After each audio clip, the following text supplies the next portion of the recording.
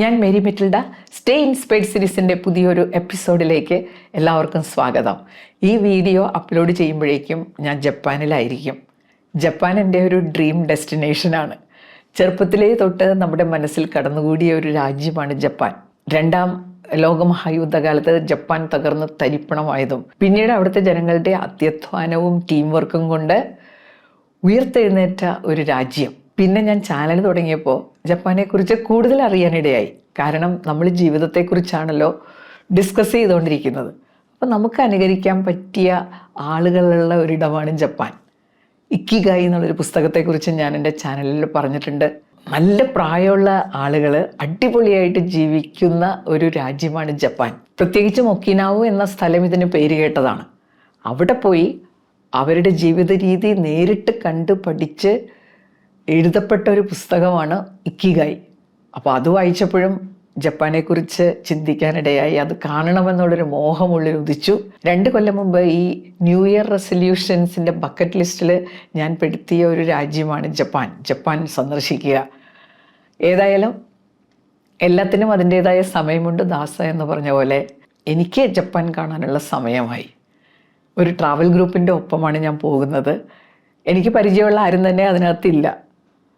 എന്തായാലും ഞാൻ പോകുന്നത് ഇങ്ങനെ കാഴ്ച കാണാനും രസിക്കാനും മാത്രമല്ല കേട്ടോ. ഏറ്റവും പ്രധാനപ്പെട്ട ലക്ഷ്യം അവിടുത്തെ ജീവിതം കണ്ടുപഠിച്ച് മനസ്സിലാക്കുക. അപ്പോൾ യാത്രയുടെ എക്സ്പീരിയൻസും കണ്ട കാര്യങ്ങളൊക്കെ കുറച്ച് കഴിഞ്ഞ് ഷെയർ ചെയ്യാം കേട്ടോ. ജപ്പാനും ഇക്കിഗായിയും ഒക്കെ നമ്മുടെ സംസാരത്തിൽ വന്നതുകൊണ്ട് ഇന്നത്തെ വീഡിയോ സീനിയർ സിറ്റിസൺസിന് വേണ്ടി ഡെഡിക്കേറ്റ് ചെയ്യാമെന്ന് കരുതി. ഇതിനു മുമ്പ് വീഡിയോസ് ചെയ്തിട്ടുണ്ട്, പക്ഷേ ഇന്ന് കുറച്ച് വാശിയോടുകൂടി ഒരു വീഡിയോ ആണ് കേട്ടോ. ഇനി നമ്മുടെ ലക്ഷ്യം മറ്റൊന്നുമല്ല, 24/7 ഹാപ്പിനെസ്. 24/7 ഹാപ്പിനെസ് എന്ന് പറഞ്ഞാൽ എന്താണെന്നോ? ദിവസത്തിലെ 24 മണിക്കൂറും ആഴ്ചയിലെ 7 ദിവസവും സന്തോഷമായിട്ടിരിക്കുക എന്ന് വെച്ചാൽ എല്ലായ്പ്പോഴും സന്തോഷം. ഇത് നടക്കുന്ന കാര്യമാണോ? ഇത് നടക്കാൻ ഏറ്റവും സാധ്യതയുള്ളൊരു കാലഘട്ടത്തിലാണ് നമ്മൾ എത്തി നിൽക്കുന്നത്. മനുഷ്യർക്ക് ബേസിക്കായിട്ട് 4 ഇമോഷൻസാണുള്ളത്. അപ്പോൾ പേടി, സങ്കടം, ദേഷ്യം, സന്തോഷം. നമ്മളെല്ലാവരും ഇമോഷണലാണ്, സമ്മിശ്ര വികാരങ്ങളുള്ളവരാണ്. പക്ഷെ നമ്മുടെ കേസിൽ എന്താണെന്ന് സംഭവിച്ചിരിക്കുന്നത്? ഈ പേടി, നമ്മൾ ഇത്രയും കാലം ജീവിച്ചു, നമ്മുടെ എക്സ്പീരിയൻസിലൂടെ പേടിയെ ഒരുവിധം മാനേജ് ചെയ്യാൻ നമ്മൾ പഠിച്ചു കഴിഞ്ഞു. പിന്നെ ദേഷ്യം നമുക്ക് കൃത്യമായിട്ടറിയാം, ഇനി ആരോടും അത്ര ദേഷ്യപ്പെട്ടിട്ട് വലിയ കാര്യമൊന്നുമില്ല. സങ്കടം, നമ്മളൊരു ലക്ഷ്യം വെച്ചു, അതിനുവേണ്ടി ശ്രമിച്ചു, പരാജയപ്പെടാനുള്ള സന്ദർഭങ്ങൾ കുറവാണിപ്പോൾ. അപ്പോഴേക്കല്ലേ നമുക്ക് സങ്കടം വരുന്നത്, നമ്മുടെ പ്രതീക്ഷകൾക്കനുസരിച്ച് കാര്യങ്ങൾ നടക്കാതിരിക്കുമ്പോൾ. ആ ഘട്ടങ്ങളൊക്കെ ഒരുപാട് കുറഞ്ഞുപോയി. ഇനി നമ്മൾ എന്തെങ്കിലും ലക്ഷ്യം വെച്ച് പ്രവർത്തിച്ചാലും അത് പരാജയപ്പെട്ടാൽ അത് ഉൾക്കൊള്ളാൻ നമുക്ക് സാധിക്കും. അപ്പം പിന്നെ ബാക്കിയുള്ള ഒരു ഇമോഷൻ എന്ന് പറഞ്ഞാൽ സന്തോഷമാണ്. ഈ പേടി, ആങ്സൈറ്റിയൊക്കെ സന്തോഷത്തെ ഇല്ലാതാക്കുമല്ലോ. അപ്പോൾ ഇതെല്ലാം ഫ്യൂച്ചർ റിലേറ്റഡ് ആയിട്ടുള്ള പ്രശ്നങ്ങളാണ്. അപ്പം നമുക്കിനി ഫ്യൂച്ചർ എന്ന് പറഞ്ഞാൽ അകലപ്പെടേണ്ട കാര്യമൊന്നുമില്ല. ഈ ദിവസം എന്ന് പറഞ്ഞാൽ നമ്മളെ സംബന്ധിച്ച് ബോണസാണ്. അപ്പോൾ ഈ ദിവസത്തിലെ ഓരോ നിമിഷവും ആസ്വദിക്കാൻ നമുക്ക് പറ്റണം. 24/7 ഹാപ്പിനെസ് പ്രായോഗികമാക്കാനുള്ള 10 കാര്യങ്ങളാണ് ഞാൻ ഈ വീഡിയോയിലൂടെ നിങ്ങളുമായിട്ട് ഷെയർ ചെയ്യുന്നത്. അപ്പം നമുക്ക് തുടങ്ങാമല്ലേ? സന്തോഷമായിട്ടിരിക്കണമെങ്കിൽ തീർച്ചയായിട്ടും ഒരു സിസ്റ്റമാറ്റിക് ലൈഫ് നമുക്കുണ്ടാവണം. ആരോഗ്യമാണ് സന്തോഷത്തിൻ്റെ വലിയൊരു ഘടകം. അതിന് അടുക്കും ചിട്ടയോടും കൂടി ജീവിക്കുക എന്നത് തന്നെയാണ് പരിഹാരം. എങ്കിൽ പോലും ആരോഗ്യ പ്രശ്നങ്ങൾ നമുക്കുണ്ടാകാം. പക്ഷെ ഞാനെപ്പോഴും പറയണത്, നമ്മളതൊരു എക്സ്ക്യൂസായിട്ട് കരുതി ഇത് ചെയ്യാതിരിക്കരുത്. പണ്ട് ഞാൻ കേട്ടിട്ടുള്ള ഒരു പ്രാർത്ഥനാ ഗാനമുണ്ട്. ഞാനുറങ്ങിടുമ്പോഴെല്ലാം എനിക്കാനന്ദ നിദ്ര നൽകണം. അപ്പോൾ സിസ്റ്റമാറ്റിക്കായിട്ട് ജീവിച്ചു കഴിഞ്ഞാൽ ഈ പ്രാർത്ഥനാ ഗാനം ശരിക്കും അന്വർത്ഥമാകും. ആ ഉറങ്ങുമ്പോൾ പോലും നമുക്ക് സന്തോഷം അനുഭവിക്കാൻ പറ്റും. രണ്ടാമത്തെ കാര്യം, സിസ്റ്റമാറ്റിക് ലൈഫിൽ ഏറ്റവും പ്രധാനപ്പെട്ടതാണ് ക്വാളിറ്റി സ്ലീപ്പ്. ഇത് കഴിഞ്ഞ് നമ്മൾ രാവിലെ എഴുന്നേൽക്കില്ലേ? രാവിലെ എഴുന്നേൽക്കുമ്പോൾ നമ്മുടെ മാനസികാവസ്ഥ എന്താണോ അത് മിക്കവാറും ആ ദിവസം മുഴുവൻ നീണ്ടു നിൽക്കുന്ന ഒന്നാണ്. പണ്ട് നമ്മൾ എഴുന്നേൽക്കുമ്പോൾ അയ്യോ സമയം പോയി എന്നൊക്കെ പറഞ്ഞ് സ്ട്രെസ്ഡായിട്ട് എഴുന്നേറ്റിരുന്നു. ഇപ്പം അതിൻ്റെ ആവശ്യമൊന്നുമില്ല. സിസ്റ്റമാറ്റിക് ആണെങ്കിൽ നമ്മളൊരു കൃത്യസമയത്ത് ഉണരുമല്ലേ. ഉണർന്നു കഴിഞ്ഞ് മൊബൈലും എടുത്ത് ഇൻഫർമേഷൻ ഓവർലോഡിങ്, പിന്നെ ലോകത്തുള്ള സകല കാര്യങ്ങളെക്കുറിച്ച് ആദ്യ പിടിക്കുക, ഇതൊന്നും വേണ്ട.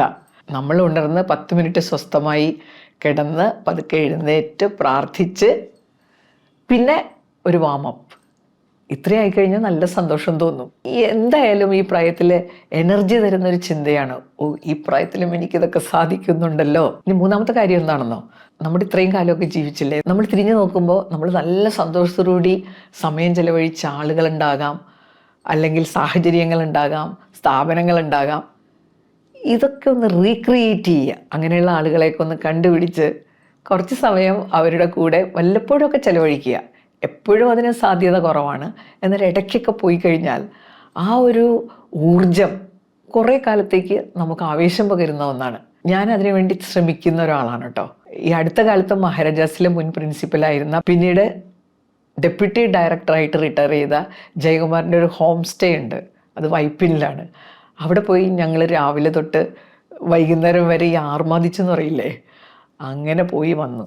അടുത്തുള്ള സ്ഥലങ്ങളിൽ പോയാൽ മതി, വലിയ ചിലവൊന്നും ഇല്ലാത്ത സ്ഥലങ്ങളിൽ. നല്ല രസമായിരിക്കും. പെട്ടെന്ന് നമ്മൾ ആ പഴയ കാലത്തെ എനർജിയിലേക്ക് പോകും. അത് നല്ല സന്തോഷം ഉണ്ടാക്കുന്ന അനുഭവമാണ്. നാലാമത്തെ കാര്യം, നമുക്ക് ഏറ്റവും സന്തോഷം തരുന്ന ഒന്നാണ് കേട്ടോ കമ്മ്യൂണിക്കേഷൻ. ചെവിയും നാക്കുമാണല്ലോ കമ്മ്യൂണിക്കേഷനിൽ ഏറ്റവും പ്രധാനപ്പെട്ട പങ്കുവഹിക്കുന്ന 2 അവയവങ്ങൾ. ഇത് കൈകാര്യം ചെയ്യുമ്പോൾ ശ്രദ്ധിക്കണം. കൂടുതൽ ശ്രദ്ധിക്കുക, കുറച്ച് സംസാരിക്കുക. ചിലരെങ്കിലും നമ്മളോട് പറയുമല്ലേ, പ്രായമാകുമ്പോൾ കൂടുതൽ സംസാരിക്കുന്നത് ബ്രെയിനിന് നല്ലതാണ്, പിന്നെ നമുക്ക് കണക്ഷൻസ് നിലനിർത്താനും കൂടുതൽ സംസാരിക്കുന്നത് നല്ലതാണ്. പക്ഷേ അമിതമായി സംസാരിക്കരുത്. പ്രായമായാലും നമ്മൾ സംസാരിക്കുമ്പോൾ ഒരു കരുതലുണ്ടാവണം. പക്ഷെ അവിടെ നമുക്ക് വളരെ സേഫായിട്ട് ചെയ്യാവുന്ന കാര്യങ്ങളുണ്ട്. അതിലൊന്നാണ് ശ്രദ്ധിക്കാൻ തയ്യാറാവുക. ഈ ശ്രദ്ധിക്കുക എന്നുള്ള ആക്ടിവിറ്റിയും ബ്രെയിനിന് ഒരുപാട് ആക്ടിവിറ്റിയും. ശ്രദ്ധിക്കുമ്പോൾ നമ്മൾ കേൾക്കുന്നുണ്ട്, മനസ്സിലാക്കുന്നുണ്ട്, പ്രതികരിക്കുന്നുണ്ട്. ഇതെല്ലാം കോർഡിനേറ്റ് ചെയ്യുമ്പോൾ അവർ brain will be very active. അതുപോലെ തന്നെയാണ് എഴുത്തും വായനയും. ധൈര്യമായിട്ട് നമുക്ക് ചെയ്യാമല്ലോ. നമ്മുടേതായിട്ടുള്ള ഒരു ലോകത്ത് നിന്ന് ചെയ്യാവുന്ന 2 ആക്ടിവിറ്റീസാണ്. അതുകൊണ്ട് വേറൊരു പ്രയോജനമുണ്ട്. നമ്മൾ ഈ ഒറ്റപ്പെടൽ എന്ന് പറഞ്ഞ് പരാതിപ്പെടാറുണ്ടല്ലോ, ഇതിന് വലിയൊരു പരിധിവരെ പരിഹാരമാണ്. പുസ്തകങ്ങളെയൊക്കെ കൂട്ടുപിടിച്ചാൽ എഴുതാനുള്ള പ്ലാറ്റ്ഫോംസ് ഇപ്പോൾ ഒരുപാടുണ്ട്. അതിലൊക്കെ എന്തെങ്കിലുമൊക്കെ എഴുതിയിടുക. ചില ആളുകൾ ഇങ്ങനെ എഴുതി തെളിയുന്നത് ഞാൻ കണ്ടിട്ടുണ്ട് കേട്ടോ. ആദ്യത്തെ എഴുത്തേയല്ല, അങ്ങനെ എഴുതി മറ്റുള്ളവരുടെ പ്രതികരണങ്ങളൊക്കെ കേട്ട് അവരുടെ പ്രോത്സാഹനമൊക്കെ ഏറ്റുവാങ്ങി മികച്ച രീതിയിലുള്ള എഴുത്തുകാരായി മാറിയിട്ടുള്ള കുറേ ആളുകളെ നമുക്ക് കാണാൻ പറ്റും. അപ്പോൾ ഇതിനൊക്കെ പറ്റിയ സമയമാണ് ഓൾഡ് ഏജ്. 5ാമത്തെ കാര്യമാണ് കണക്ഷൻസ്. കണക്ഷൻസ് എന്ന് പറയുമ്പോൾ ഏറ്റവും സ്ട്രോങ് ആയിട്ട് കണക്ഷൻസ് ഉണ്ടാക്കേണ്ടത് ആരുമായിട്ടാണ്? അത് നമ്മുടെ ഫാമിലി മെമ്പേഴ്സുമായിട്ടാണ്. പണ്ട് നമ്മൾ എന്താ വിചാരിച്ചിരുന്നത്, നമ്മുടെ സുഹൃത്തുക്കളുമായിട്ടുള്ള കണക്ഷൻസ് അത് കാലാകാലങ്ങളോളം നിലനിൽക്കും. പക്ഷെ കുറച്ച് കഴിയുമ്പോൾ നമുക്ക് മനസ്സിലാവും അവർ അവരുടേതായ തിരക്കുകളായി റിട്ടയർമെൻറ്റ് കഴിയുമ്പോൾ മിക്കവാറും ജോലിസ്ഥലത്തെ കണക്ഷൻസ് ഏകദേശമൊക്കെ അവസാനിക്കും. പിന്നെ നമ്മുടെ പഴയ ക്ലാസ്മേറ്റ്സൊക്കെ ഒരുവിധം പ്രായമാകുമ്പോൾ അവർക്ക് ചിലപ്പോൾ പഴയ പോലെ ഓടിച്ചാടി വന്ന് നമ്മളെ കാണാനൊന്നും പറ്റിയെന്നിരിക്കില്ല. പിന്നെ നമുക്കുള്ള കണക്ഷൻസാണ് നമ്മുടെ ഫാമിലി മെമ്പേഴ്സുമായിട്ടുള്ള കണക്ഷൻസ്. അത് കൃത്യമായിട്ട് കാത്തു സൂക്ഷിക്കണം. അവരെ സപ്പോർട്ട് ചെയ്യുക, അവർക്ക് വേണ്ട സർവീസ് ചെയ്തു കൊടുക്കുക, അവരുടെ കൂടെ സന്തോഷമായിട്ട് സമയം ചെലവഴിക്കുക എന്ന് വെച്ച് ഉത്തരവാദിത്തങ്ങളൊന്നും തലയിൽ കയറ്റി വെക്കരുത്.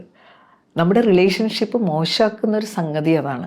നമുക്കൊരു പീപ്പിൾ പ്ലീസിങ് ആറ്റിറ്റ്യൂഡ് ഉണ്ടല്ലോ, അതിൻ്റെ ഫലമായിട്ട് മക്കളെ സന്തോഷിപ്പിക്കാൻ വേണ്ടി വേണ്ടാത്ത ഉത്തരവാദിത്തങ്ങളൊക്കെ തലയിലെടുത്ത് വെച്ച് അവസാനം നമ്മൾ പരിക്ഷീണരായി എന്നിട്ട് അവരുടെ കുറ്റങ്ങൾ ബാക്കിയുള്ളവരോട് പറയുക. ആ പരിപാടിക്കൊന്നും പോകരുത്. നമ്മൾ എപ്പോഴും പറയാറുള്ളത് പോലെ നമ്മുടെ ബൗണ്ടറീസ് സെറ്റ് ചെയ്യുക, ഇടപെടലുകൾ ഒഴിവാക്കുക, നമ്മുടെ അഭിപ്രായങ്ങളൊക്കെ പറയാം. റിലേഷൻഷിപ്പിൽ എപ്പോഴും ഓർക്കേണ്ട ഒരു കാര്യമുണ്ട്, ഈ അധികാരം കൈമാറ്റം ചെയ്യാനുള്ളതാണ്. നമുക്ക് അധികാരം ഉണ്ടായിരുന്ന ഒരു കാലഘട്ടമുണ്ട് കുടുംബജീവിതത്തിൽ. പാരൻറ്റിൻ്റെ റോള്, കുടുംബനാഥൻ്റെ റോള്, അല്ലെങ്കിൽ കുടുംബനാഥയുടെ റോള്, ഇതെല്ലാം കഴിഞ്ഞ് ഈ ഒരു സ്റ്റേജിൽ നിൽക്കുമ്പോൾ അധികാരം നമ്മൾ കൈമാറ്റം ചെയ്യണം. ഇനി ബാക്കിയുള്ളവർ റെസ്പോൺസിബിലിറ്റി ഏറ്റെടുത്തോട്ടെ. ഇതിന് തയ്യാറായി കഴിഞ്ഞാൽ പല പ്രശ്നങ്ങളും ഒഴിവാകും. And we can be very happy. 6ാമത്തെ കാര്യം, നമുക്ക് നല്ല സന്തോഷം ഉണ്ടാക്കുന്ന ഒരു കാര്യമുണ്ട് കേട്ടോ. അതായത് പുതിയ കാര്യങ്ങൾ പഠിക്കുക. ഈ പഠിക്കുക എന്ന് പറയുമ്പോൾ കഠോരമായിട്ടുള്ള കാര്യങ്ങളൊന്നും പഠിക്കണമെന്ന് ഞാൻ പറയില്ല. ഞാൻ എപ്പോഴോ കേട്ട ഒരു കാര്യമുണ്ട്. നല്ല പ്രായമുള്ള ഒരു ഭാര്യയും ഭർത്താവും IIT എൻട്രൻസ് എഴുതി IITയിൽ അഡ്മിഷൻ നേടി. ശരിക്കും അത് കേൾക്കുമ്പോൾ നമുക്ക് ആവേശമൊക്കെ തോന്നുമെങ്കിലും ഞാൻ സത്യത്തിൽ ചിന്തിച്ചത് ഇങ്ങനെയാണ് കേട്ടോ.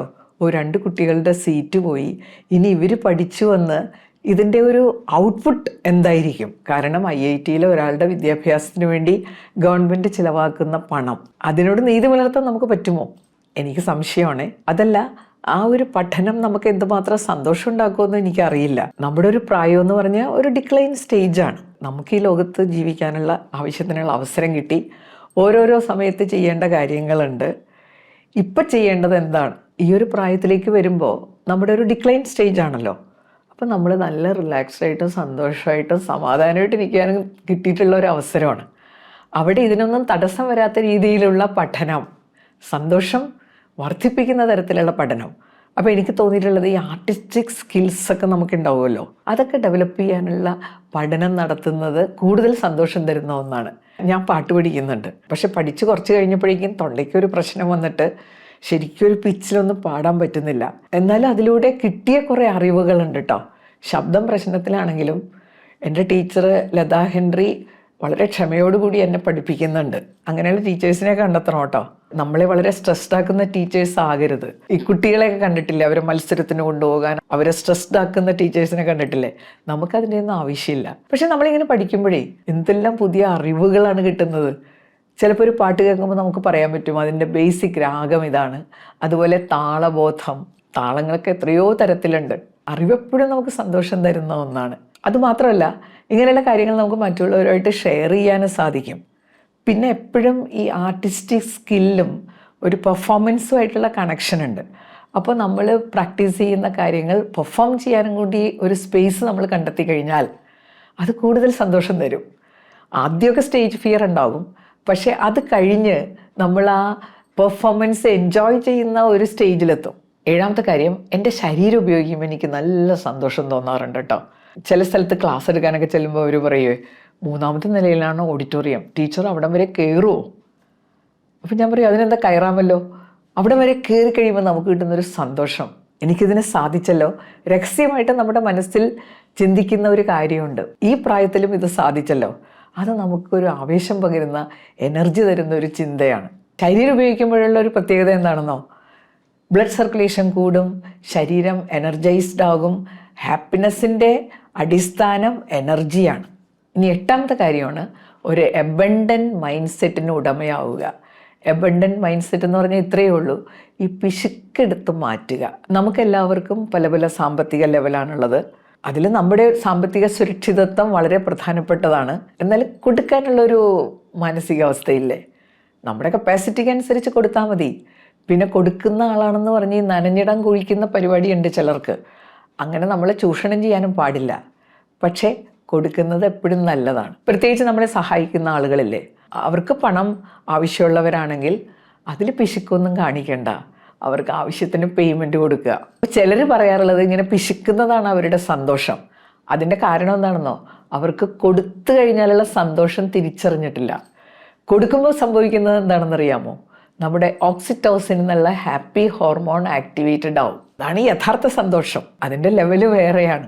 9ാമത്തെ കാര്യം, ഈ സന്തോഷത്തിൻ്റെ എക്സ്പ്രഷൻസ് നമുക്ക് ശരിക്കും സന്തോഷം ഉണ്ടാക്കും. സന്തോഷത്തിൻ്റെ എക്സ്പ്രഷൻസിൽ ഏറ്റവും പ്രധാനപ്പെട്ടതാണ് പുഞ്ചിരി, പ്ലസൻറ്റ് ഫേഷ്യൽ എക്സ്പ്രഷൻ, ഉത്സാഹം. ഇത് മറ്റുള്ളവരിലേക്ക് പെട്ടെന്ന് പകരുന്ന എക്സ്പ്രഷൻസ് ആണെന്ന് ഞാൻ പറയും. ഒരാളുടെ പുഞ്ചിരി കണ്ടാൽ നമ്മൾ പെട്ടെന്ന് അയാളെ നോക്കി പുഞ്ചിരിക്കും. ഈ ഉത്സാഹം, എനർജി എന്നൊക്കെ പറഞ്ഞാൽ മറ്റുള്ളവരിലേക്ക് ട്രാൻസ്ഫർ ചെയ്യണ അവസ്ഥകളാണ്. ഇനി 10ാമത്തെ കാര്യം, ഡയറിയും പേനയും എടുക്കുക, ഈ വാചകം അങ്ങോട്ട് എഴുതുക. മനസ്സിൽ രേഖപ്പെടുത്തി വെക്കേണ്ട വാചകം കൂടിയാണ്. ഒരു വ്യക്തി എന്നുള്ള നിലയിൽ എൻ്റെ സന്തോഷത്തിന് വേണ്ട കാര്യങ്ങൾ ചെയ്യുന്നതിൽ ഞാൻ അങ്ങേയറ്റം ശ്രദ്ധാലുവാണ്. I repeat it. ഒരു വ്യക്തി എന്നുള്ള നിലയിൽ എൻ്റെ സന്തോഷത്തിന് വേണ്ട കാര്യങ്ങൾ ചെയ്യുന്നതിൽ ഞാൻ അങ്ങേയറ്റം ശ്രദ്ധാലുവാണ്. അതായത് 24/7 ഹാപ്പിനെസ്സിന് ഞാൻ അങ്ങേയറ്റം പ്രാധാന്യം കൊടുക്കുന്നു. ഇപ്പം നമ്മുടെ വീഡിയോയുടെ അവസാനിക്കുകയാണ്. അടുത്ത ആഴ്ച പുതിയൊരു വീഡിയോയുമായിട്ട് നമുക്ക് വീണ്ടും കാണാം. Thank you.